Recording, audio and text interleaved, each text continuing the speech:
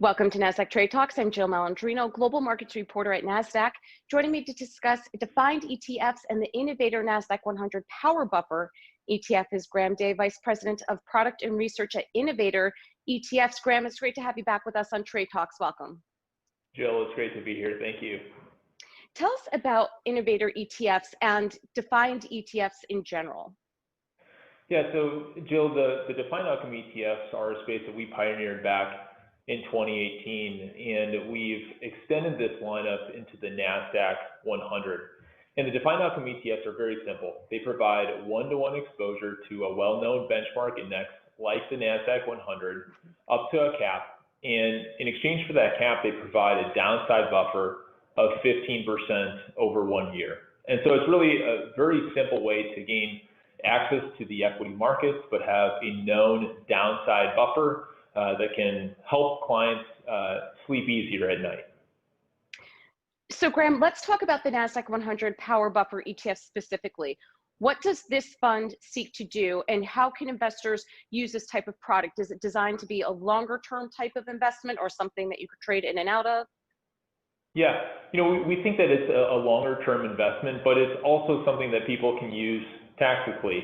We recently launched the July series of the Nasdaq-100 Power Buffer ETF, ticker NJUL, and that ETF is going to give upside performance up to a 14.25% cap. And so the way that we view that is a lot of people are looking to gain additional exposure to the technology space, but they don't necessarily want to take on added risks.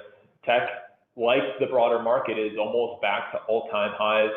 And what these ETFs allow you to do is to stay invested. And if the market goes up, if the Nasdaq-100 goes up 15 or 16%, you're going to get 14.25% of that. And we feel like most investors are happy with that level of upside, but what they don't want is to be buying it in potentially at a top. And if the market sells off 20%, they're down 20%.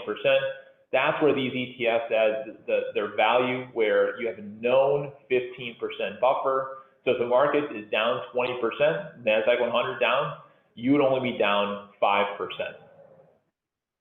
So for example, let's use some really recent history when we saw that market sell-off in the first couple of weeks of March, where all of the major averages took a pretty significant hit. Investors in this kind of ETF, in the Nasdaq-100 Buffer ETF, would not have felt quite as much pain because of that buffer that's built in. That's exactly right. And I think one of the things that we like to point out is there are a lot of strategies out there that seek to provide a level of downside protection.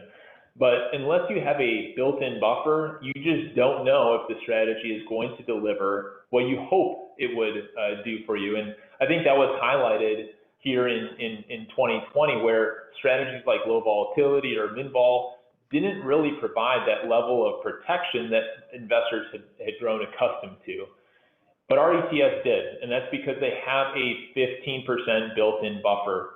And so we think that because of that built-in buffer, investors who maybe want additional technology exposure, maybe they're telling their advisors, look, technology is the place to be for the future, but their advisors don't necessarily want to take on additional risk. This is an easy way for them to continue to add to their technology exposure, but have a known downside buffer put in place to hedge. Okay, so let's talk about the buffer in itself. What is that? How do you create that? How do you guarantee that protection?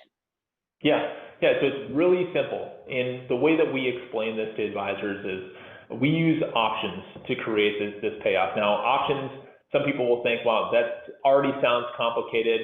But in our time building these ETFs, these are actually amongst the most simple ETFs that we've ever constructed. And the way that we provide the buffer is simple. We obtain long U.S. equity exposure to the Nasdaq-100 through the underlying options. With that, we're able to receive the underlying funding of the Nasdaq-100 through the volatility as well as the underlying dividend yield. And with that, we will then purchase a simple put spread that provides a 15% buffer against losses over the next 1 year. And then to complete it, in order to fully fund that 15% buffer, we'll simply sell a call at the highest level possible to make it a zero-cost options strategy. And so let's say we get $2 from that first layer.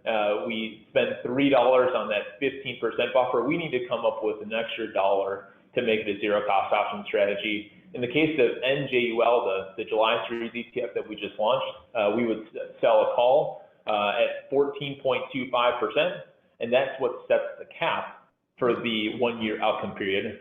And so that's really very simple. You get one-to-one exposure up to that 14.25% cap to the Nasdaq-100, and then you also have a built-in 15% buffer that'll buffer you against the first 15% of Nasdaq-100 losses over the next 1 year.